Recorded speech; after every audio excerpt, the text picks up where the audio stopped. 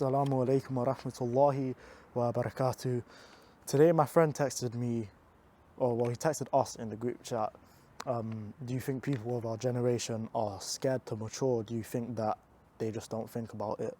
And I got in the shower and I had a bunch of thoughts about it, so I wrote them all down, and I'm just gonna read them out. They're more bullet points, so there'll be a bit of freestyling, and then I'll just freestyle the end of it. But anyways, here goes. Bismillah. Okay.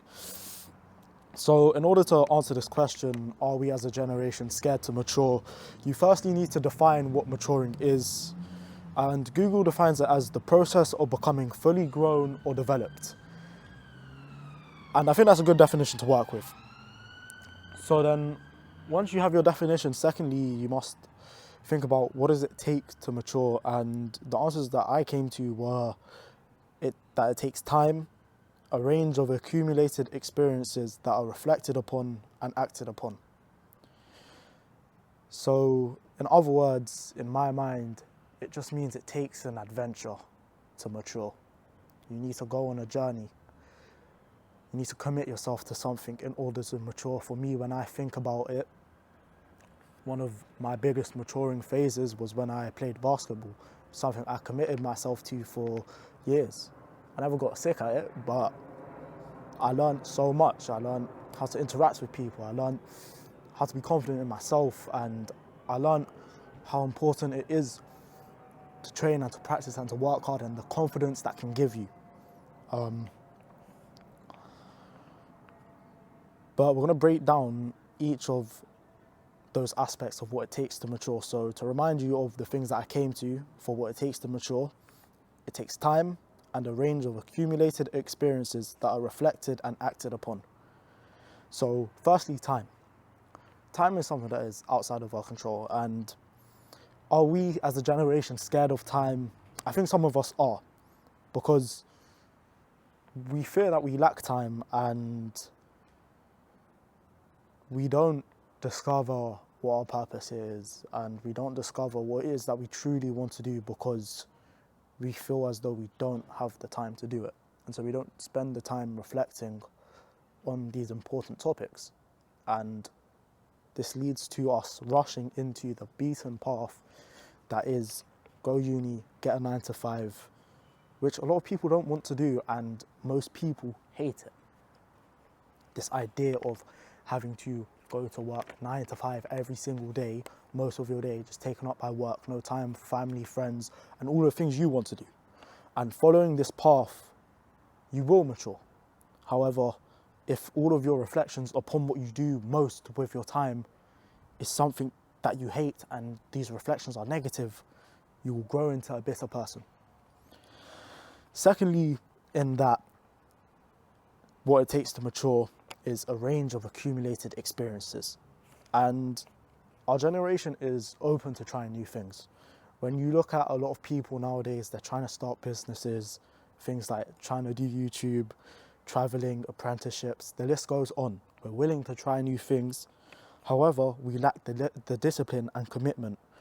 When things get hard and when they're not fun, we just quit. Because we're a soft generation. And so, because of that, we fail to accumulate the experiences in any given path. Think about people who change courses in uni or drop out to start a business just to stop trying to do the business and go back. Even that list will go on. You can think of a bunch of different examples. I'm sure you can, and I know I can as well. And what this causes, this failure to accumulate experience in any given path, it causes this skill tree. If you think about a game where you can level up your different skills, it causes this skill tree that is level 1 in a bunch of different paths. And all this means is that we just suck at a lot of different things. And that means that we feel incompetent and we don't know what we're doing.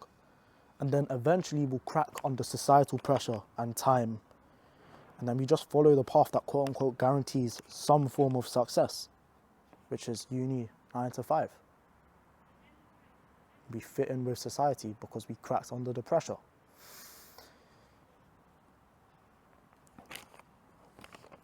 And then the final part reflection and action upon these accumulated experiences. I think most of our generation don't think critically at all. I don't think, not that we're not capable of it, we just don't do it enough at all. And you will just follow what somebody else says blindly on a variety of different topics without thinking about it yourself and actually trying it and applying it to your own life. We spend all of our time stimulated too much to think, so we don't reflect on anything at all. This causes us to make the same mistakes that we made yesterday, and so our actions don't change. And if our actions don't change, then there's no development, meaning that you haven't matured. Remember, maturing is the process of becoming fully developed and fully grown, and that requires change. There's no reflection, and that means we don't know what we want, which means that everything we do sucks. We hate everything we do because we don't know what it is we like, which means that there's no commitment to the things that we do, there's no accumulated experience, and then that just means you run out of time to accumulate experience because you keep chop and changing every 2 seconds. And then when it's crunch time, you don't have experience in anything. And then you just rush into something you hate. And then you will mature into a bitter person. That's the end of my notes, and that's why I think that we as a generation struggle to mature. Obviously, this doesn't apply to everything, but I think generally this applies to some people. Some people, obviously, yes, we're more able to commit ourselves to things. But yeah, ultimately, I think it comes down to being able to commit yourself to something and hammering away at it even when you don't want to, and doing that until it bangs. Do you know what I'm saying? I'm not even hating on the 9 to 5 thing. Me personally, I don't want to do it unless it's something that genuinely, from the bottom of my heart, I know is something that aligns with the impact that I want to have on this world, which is something that I think that most people need to reflect upon, but don't. What's the impact that you want to leave on this world? Because this will stop you from just rushing into a 9 to 5 or whatever the most agreeable path is. And you will only go into it if it aligns with your vision and the impact that you want to create on the world. And for me, the funny thing is that, bro, with Islam, not falling into these pit traps of feeling like you're running out of time, of being able to commit yourself to something, of being able to reflect upon things and act on them, all of these pitfalls that we struggle with not falling into, is easily solvable with Islam. Bro, the time one is very easy. Bro, if you trust in one true sole creator who has planned everything out from start of time to the end of it, you know that his timing is the best timing. So there's no need to rush into something. As long as you're moving for his sake and you're doing things for his sake, you know that he will make it flourish when he knows it's best.